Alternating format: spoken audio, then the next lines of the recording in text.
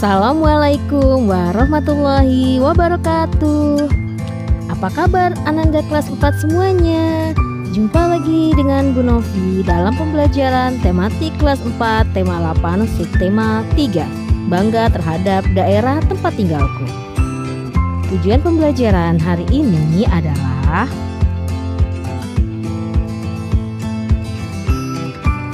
yuk teman-teman semua, kita mulai pembelajaran ini dengan berdoa.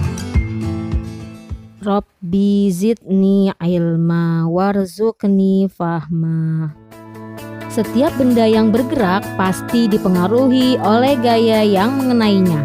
Gaya menghasilkan tekanan yang dapat menggerakkan suatu benda.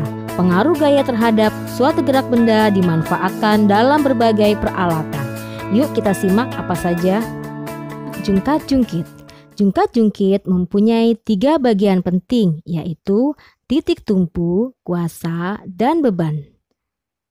Kuasa adalah gaya yang diperlukan untuk mengangkat beban. Beban dapat berupa benda atau orang yang akan diangkat. Titik beban dan titik kuasa diberi tekanan dengan kekuatan yang sama besar agar seimbang. Yang kedua adalah ketapel. Gaya yang ditimbulkan karet ketapel adalah gaya pegas. Karet dan pegas mempunyai sifat yang sama, yaitu bersifat lentur. Semakin kuat kita menarik karet pelontar, semakin besar gaya yang diberikan pada kerikil atau benda yang akan dilontarkan.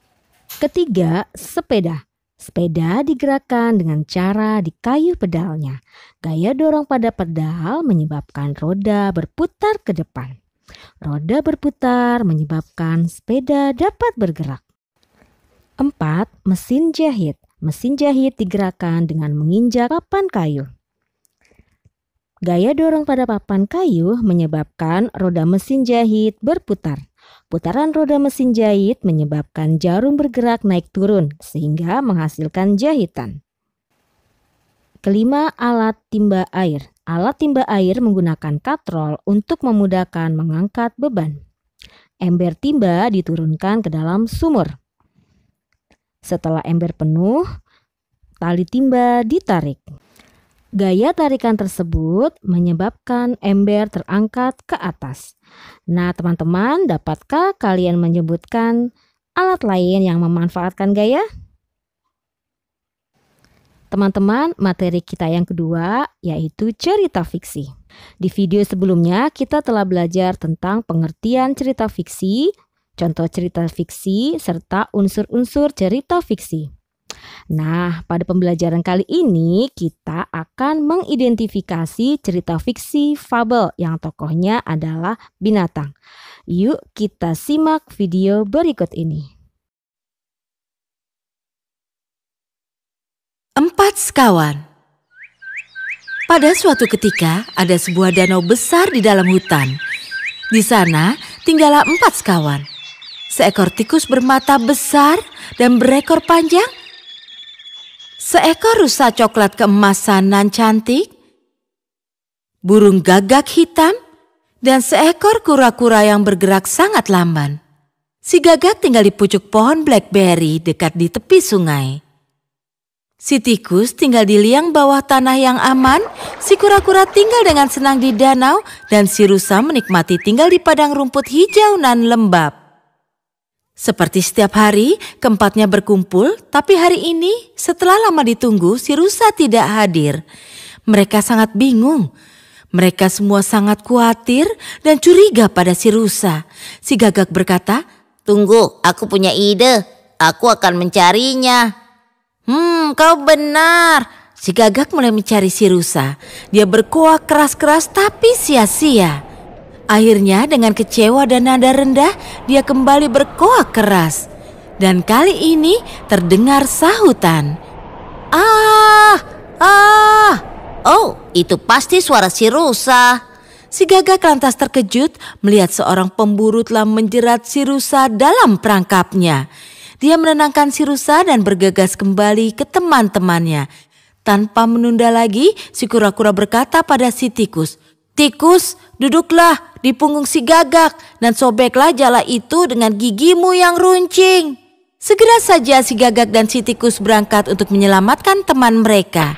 Dengan gigi runcingnya, si tikus menyobek seluruh jala dan membebaskan si rusa.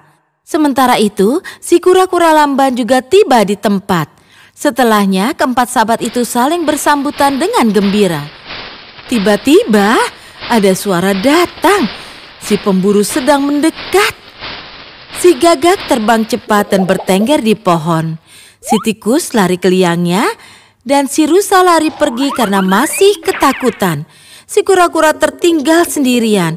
Dia berusaha lari tapi tidak bisa cukup cepat untuk lolos dari mata si pemburu. Si pemburu lantas menangkap si kura-kura dan menaruhnya dalam tasnya. Sementara dia berjalan dan berpikir, "Aku akan makan kura-kura hari ini." Si gagak melihat semua itu. Dia melihat segala yang terjadi itu sambil bertengger di pohon. Dia bicara pada teman-temannya. Astaga, apa yang harus kita lakukan? Kita harus melakukan sesuatu dengan sangat cepat. Si rusa berkata, "Kita bisa lakukan satu hal, aku akan pura-pura makan rumput. Si pemburu akan melihatku dan mengejarku, meninggalkan tasnya. Lalu tugas selanjutnya adalah untuk si tikus." Si rusa lantas berdiri di jalanan yang dilalui si pemburu dan mulai makan rumput. Melihat si rusa, si pemburu mengejar si rusa dengan busur dan panahnya dan meninggalkan tasnya di tempat. Kali ini si tikus harus berjuang keras, tapi dia menangkap tas itu dengan giginya yang kuat. Ketiganya lantas lari menuju danau dan si pemburu yang kecewa berpikir, "Setidaknya aku masih punya kura-kuranya, jadi aku bisa makan itu. Ya sudahlah, tidak apa-apa." Dia menghampiri tasnya dan terkejut karena tasnya itu kosong. Pemburu yang malang, dia pergi dengan tangan kosong. Setelah itu, keempat hewan itu hidup bahagia di dekat danau. Selanjutnya, mari teman-teman kita cermati tokoh dan hikmah dari cerita tersebut dengan menjawab beberapa pertanyaan berikut. Sebutkan alur dan latar dalam cerita tersebut. Ya, betul sekali. Kamu hebat. Selanjutnya, sebutkan tokoh antagonis dan protagonisnya. Betul sekali. Tokoh protagonisnya adalah rusa, tikus, burung, dan kura-kura. Sedangkan tokoh antagonisnya adalah pemburu. Lalu, pesan moral apa yang kamu dapat dari cerita tersebut? Good answer. Nah teman-teman, untuk tugasnya Bu Novi mengajak kalian untuk menulis cerita fiksi karanganmu sendiri. Tapi sebelumnya perhatikan dulu langkah-langkah dalam menulis cerita ya. Selamat mengerjakan. Alhamdulillahirabbil alamin, telah selesai pembelajaran hari ini. Terima kasih telah belajar bersama Bu Novi. Bu Novi tutup dengan wassalamualaikum warahmatullahi wabarakatuh.